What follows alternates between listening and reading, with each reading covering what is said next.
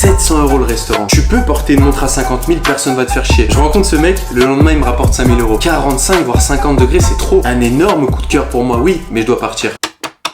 Salut, c'est Loïc, bienvenue dans cette toute nouvelle vidéo YouTube où j'ai le plaisir de te retrouver mon ami. Et aujourd'hui ça y est, je quitte définitivement Dubaï. Donc je vais t'expliquer pourquoi je suis venu m'installer ici il y a de ça 6 mois, les inconvénients et les avantages que j'ai pu rencontrer ici. Et aujourd'hui, pourquoi je pars définitivement du pays. Alors reste bien jusqu'à la fin de cette vidéo où je vais te donner mon avis d'une façon totalement sincère pour que tu puisses avoir une idée concrète du style de vie qui peut t'attendre aux Émirats, notamment si tu souhaites t'expatrier à Dubaï.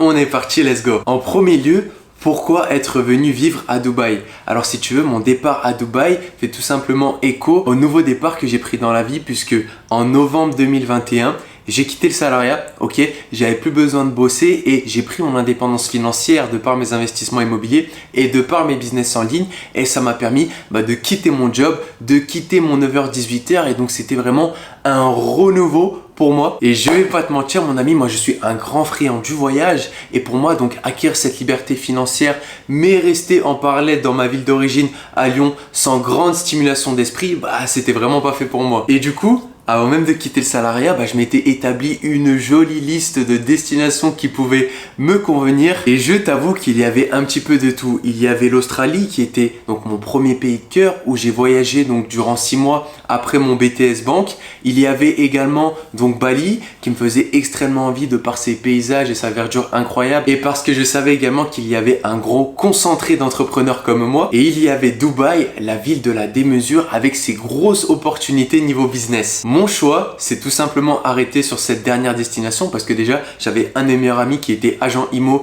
ici à Dubaï. Et ça faisait déjà plusieurs années qu'il me bassinait et qui m'incitait à venir déjà dans le pays. Aussi, niveau température, absolument tout collait puisqu'on rentrait dans la période novembre-décembre en France, donc la période hivernale. Et à Dubaï, quand je regardais la météo sur mon portable, je voyais du gros 30-35 degrés. Donc ça me faisait extrêmement envie. Et également, quelques mois avant mon départ, j'étais déjà parti à Dubaï en vacances et j'avais accroché tout simplement avec ce pays. Alors je sais, c'est pas tout le monde qui va aimer ces grands bâtiments, cette luxure, ce côté un petit peu fake que certaines personnes soulignent, mais moi c'était des choses et des critères qui me dérangeaient pas du tout, bien au contraire, donc il n'y avait aucun problème pour moi. Et donc un mois plus tard, à la fin de mon contrat dans le salariat, tu me voyais gentiment débarquer dans le quartier de Dubaï Marina, là où j'avais pris donc une location pour 6 mois dans un superbe appartement. Je te laisse ici quelques images en vidéo de la vue que j'avais de mon appartement qui était vraiment stimulante, vraiment hyper bien placée, avec une salle de sport, une piscine, un sauna, un hammam, etc. Après t'avoir expliqué le pourquoi de mon installation ici, j'aimerais te donner les inconvénients et les avantages que j'ai pu rencontrer durant cette période. On commence directement par les inconvénients et je te donnerai les avantages juste après. Le premier inconvénient, ça va être le coût de la vie. Et oui,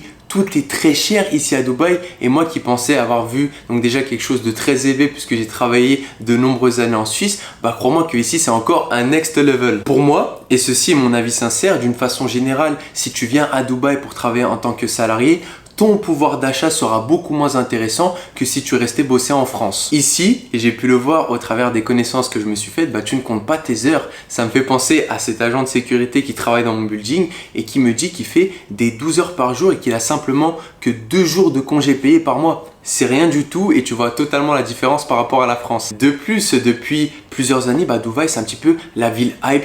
Tout le monde a envie de venir y habiter parce que voilà, il fait beau, voilà, c'est un petit peu la démesure, etc. Du coup, ça entraîne une demande de l'emploi bien supérieure à l'offre. Vraiment, les gens ici se battent pour trouver un job. Et si tu veux, les employeurs profitent de cet excès en termes de candidature pour casser leur prix et pour sous-payer un petit peu leurs salariés. Je me rappelle d'ailleurs quand ma copine est venue me rejoindre ici à Dubaï, elle s'était fixée comme objectif de trouver un job dans le commerce et elle-même ayant un niveau d'études élevé, donc un bac+6 en France, tu as certaines boîtes qui lui ont vraiment proposé un salaire minable. Et ceci est dû aux nombreuses candidatures qui étaient elles-mêmes extrêmement qualifiées et qui étaient prêtes, contrairement à ma copine, à accepter ce niveau de revenu très faible tout simplement pour vivre à Dubaï. Concernant les dépenses, comme je te l'ai dit, dans les quartiers tels que la Marina, etc., donc là où j'habite, que ce soit les restaurants, les courses, un simple lit sur une plage privée, les prix montent très vite. Alors attention, tu en as pour tous les goûts. il est tout à fait possible de vivre dans des quartiers à Dubaï un petit peu plus excentrés qui vont être moins chers et de faire également tes cours dans des supermarchés qui vont être beaucoup plus abordables. Mais je te dis que si tu veux profiter pleinement des beaux endroits, des services et des divertissements que propose Dubaï, ceci revient très vite cher et si tu n'as pas les revenus qui vont avec, bah, tu n'en profites pas forcément. Ton pouvoir d'achat est bien moins intéressant par rapport à ce que tu pourrais avoir avec le même niveau de revenus si tu étais resté en France, tu comprends? Le deuxième inconvénient que j'ai pu souligner ici à Dubaï, ça a été la pollution. J'en ai pourtant peu entendu par rapport à certains retours que des youtubeurs ont fait de Dubaï, mais moi, crois-moi que je l'ai bel et bien ressenti. Après à peu près, je dirais 2-3 mois dans le pays, j'ai commencé à ressentir comme des manques d'air. Moi qui a pourtant un très bon cardio, puisque je suis très sportif, bah c'est bizarre parce que dès que je m'entraînais, après 1 ou 2 exercices, j'étais complètement essoufflé et vraiment c'était pas dû à la chaleur parce que les salles étaient climatisées et je sentais qu'il y avait quelque chose qui n'était pas commun. Pareil la nuit, j'ai eu 2-3 fois donc des réveils en sursaut avec cette sensation de manque d'air et je t'avoue que ça m'a inquiété 2-3 fois et ça a été la même chose également pour ma copine qui a eu cette même sensation. Donc je me dis que ça venait pas de là, c'était pas que moi, mais il y avait quelque chose dans l'air qui n'était pas normal entre guillemets. Alors Dubaï c'est archi clean.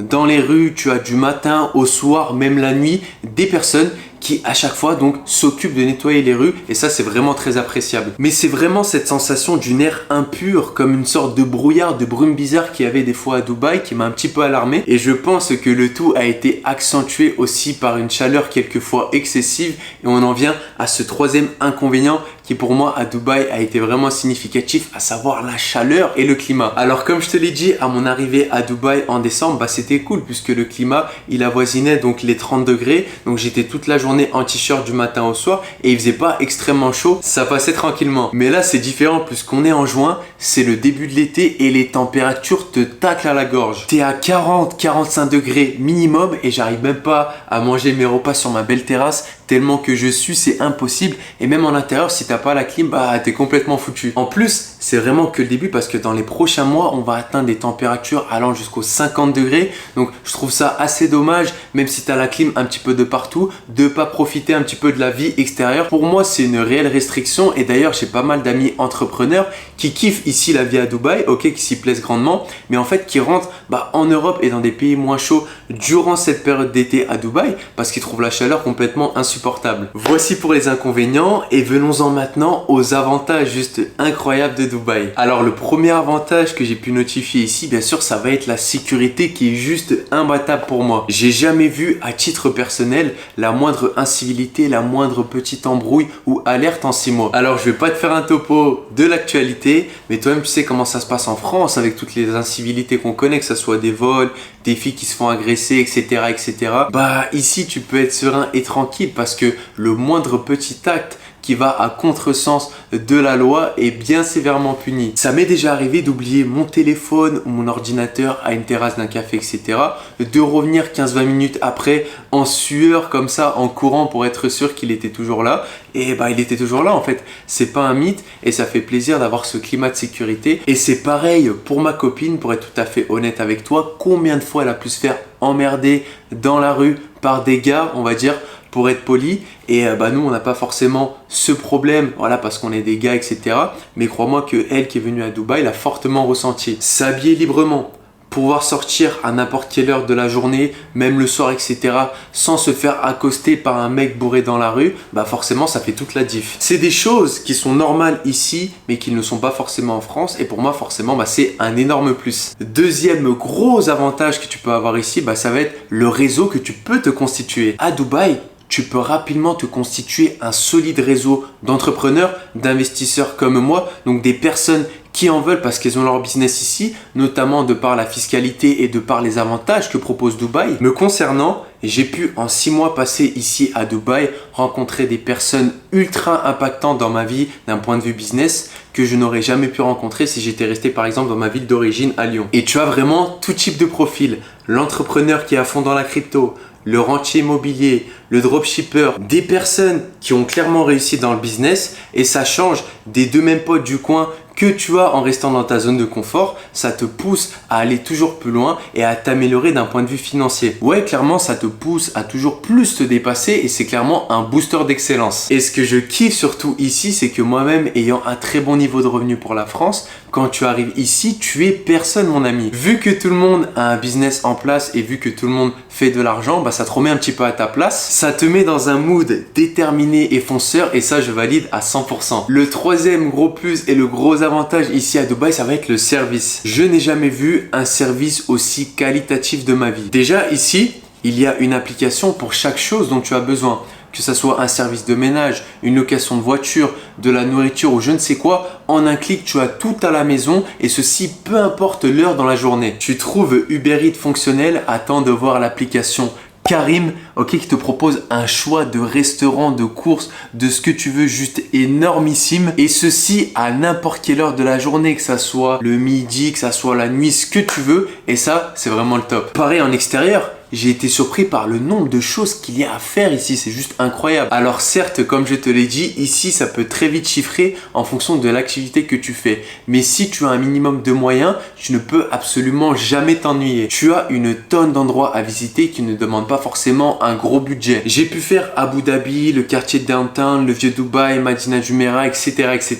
Bref, tu en as pour tous les goûts et en termes d'activité, c'est juste trop. Les restaurants hyper bons, les plages privées incroyables, le désert, les souks, enfin bref, t'en as absolument de partout. Tu es toujours tenté de faire quelque chose de nouveau qui a l'air toujours plus incroyable. Et moi, qui déteste m'ennuyer et qui me lasse assez vite des choses, bah crois-moi que j'ai absolument pas eu ce feeling dans cette ville qui va à 1000 à l'heure. Dans sa globalité, les avantages dominent beaucoup plus les inconvénients par rapport à ma situation financière mais aussi personnelle et j'ai vraiment eu un gros coup de cœur pour cette ville qui est Dubaï. Et donc maintenant tu me diras, mais Loïc, si tu kiffes autant Dubaï, pourquoi tu pars? Alors comme je te l'ai dit, même si tu as une tonne de choses à faire ici à Dubaï, je crois que j'ai un caractère un petit peu instable d'un point de vue géographique. J'en veux toujours plus, j'ai besoin de croquer la vie à pleines dents et j'ai besoin aussi de nouveaux horizons. Il est donc temps pour moi de partir, mais je ne rentre pas en France parce que je vais dans un autre continent. D'ailleurs, à ton avis, où est-ce que je vais? Si tu as une petite idée, n'hésite pas à m'écrire ceci en commentaire juste en dessous de cette vidéo. Les valises sont déjà prêtes et d'ailleurs, j'ai sorti sur ma chaîne secondaire que j'ai créée avec ma copine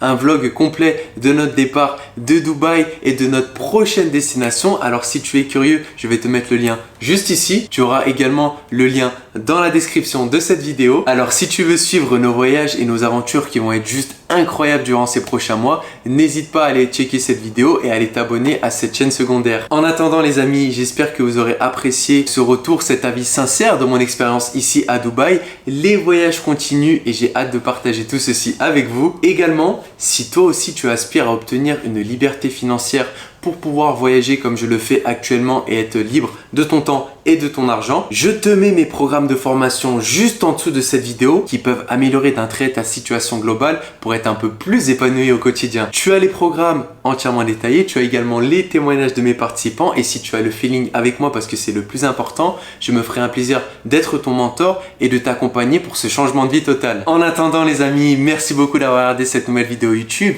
Une excellente journée ou une excellente soirée à vous. Je vous dis à très bientôt sur ma chaîne. Prenez soin de vous. Ciao, ciao à tous.